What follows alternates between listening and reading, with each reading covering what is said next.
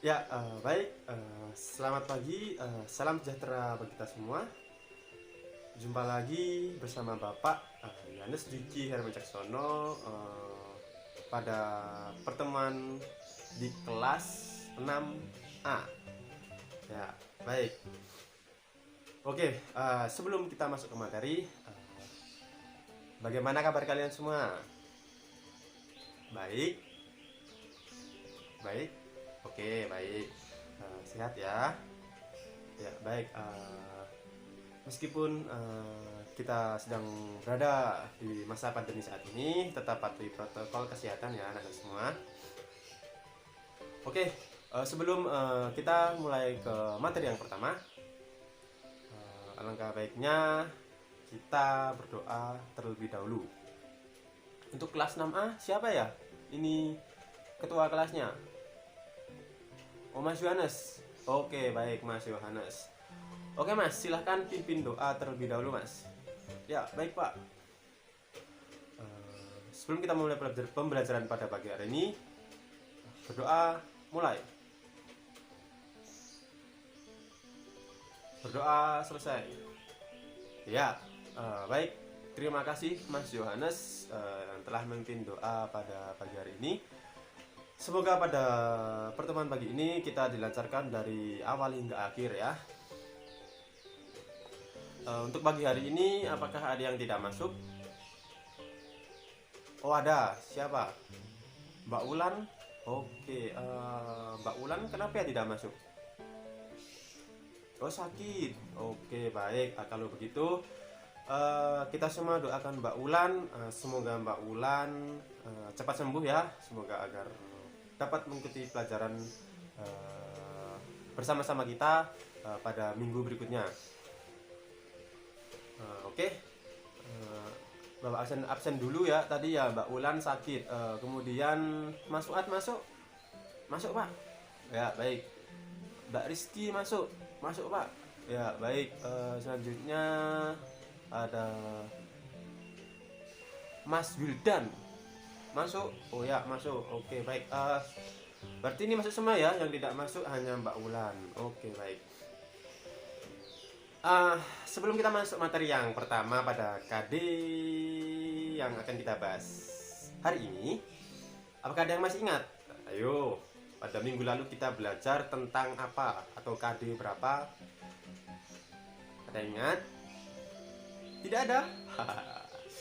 Oke, baik. Kalau begitu kan pada minggu lalu kita belajar mengenai KD menganalisis struktur isi dan kebahasaan teks LHO atau teks laporan hasil observasi. Nah, kemudian pada pertemuan pagi hari ini di kelas 6A kita akan belajar tentang KD 3.17 yaitu menganalisis unsur pembangun puisi. Nah, pada pertemuan pagi hari ini, sebelum kita masuk ke materi, Bapak ingin bertanya terlebih dahulu. Siapa yang tahu apa itu pengertian dari puisi? Silakan angkat tangan.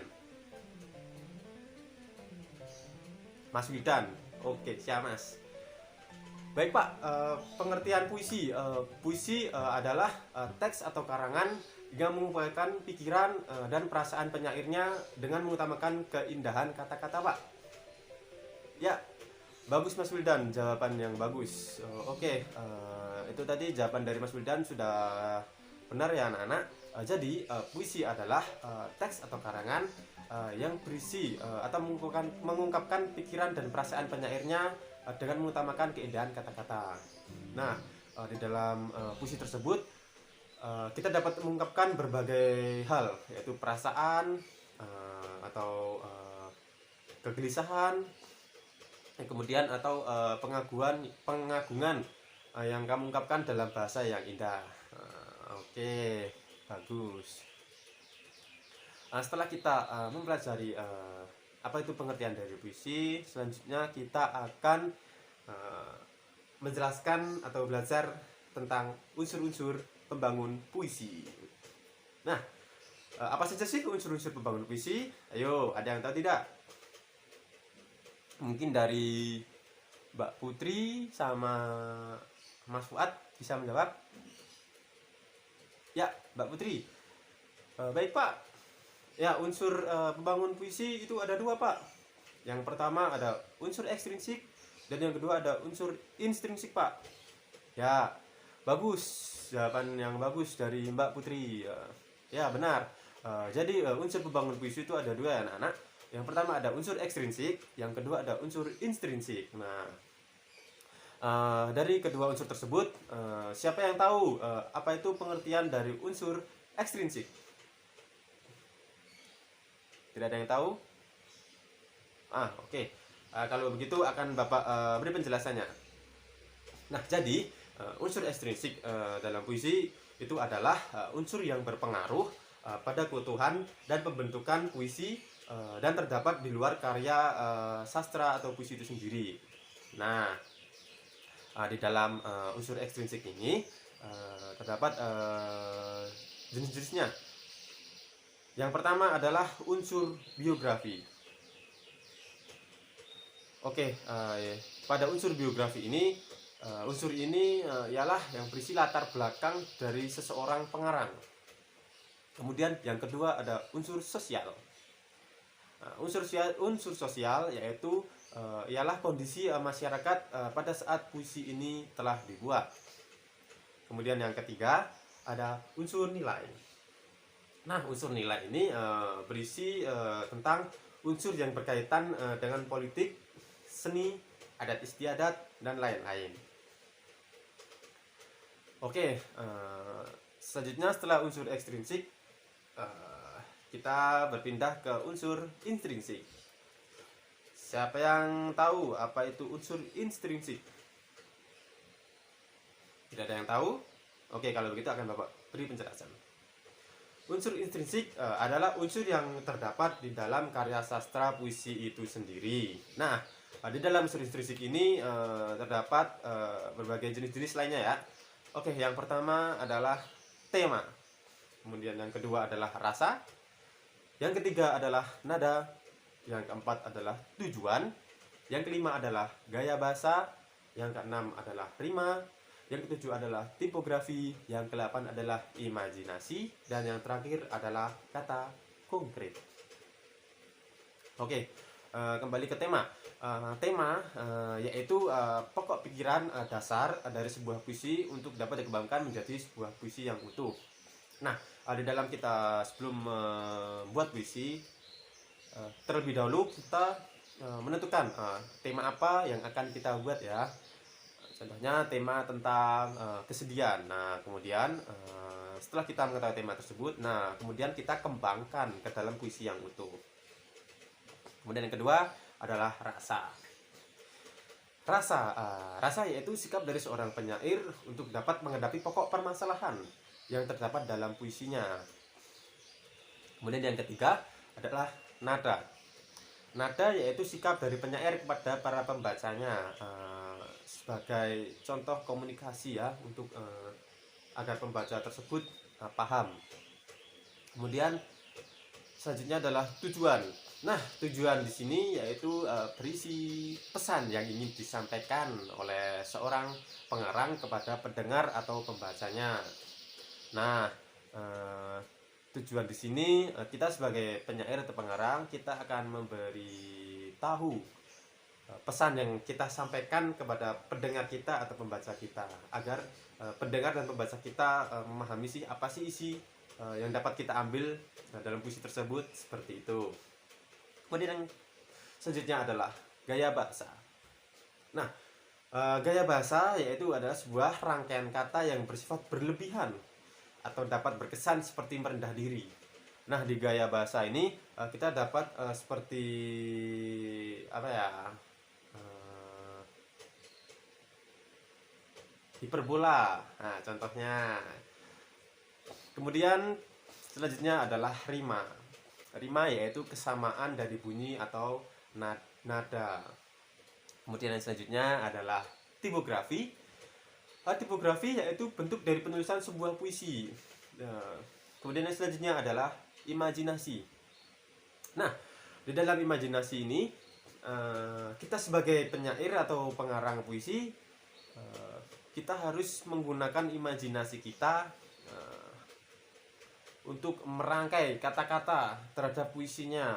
Contohnya kita berimajinasi tinggi agar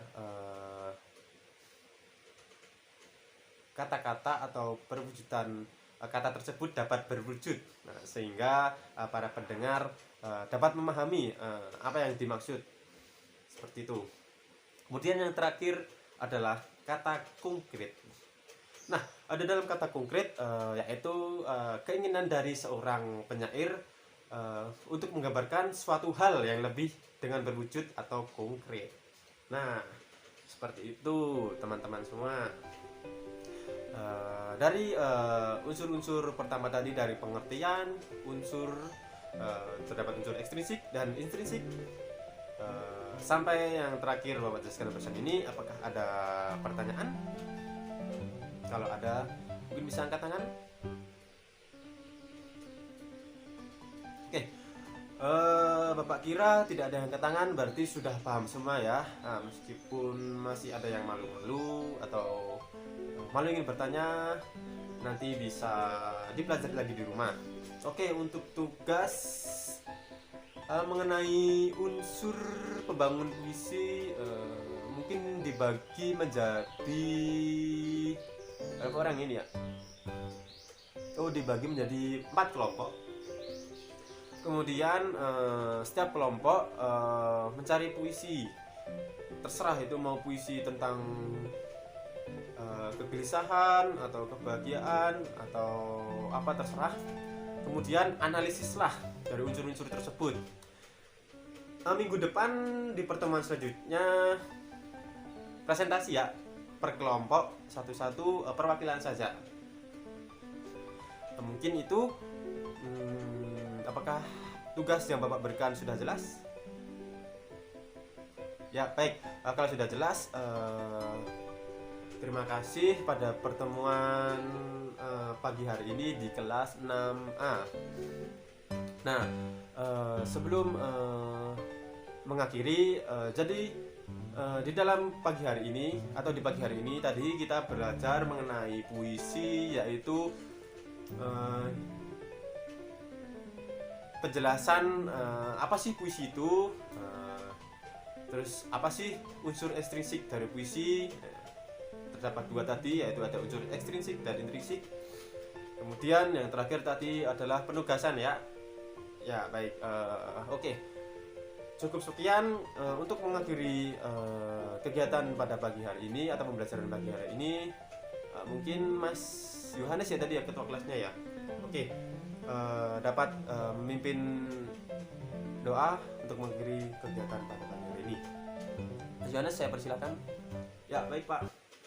Untuk mengakhiri kegiatan pada pagi hari ini, berdoa mulai.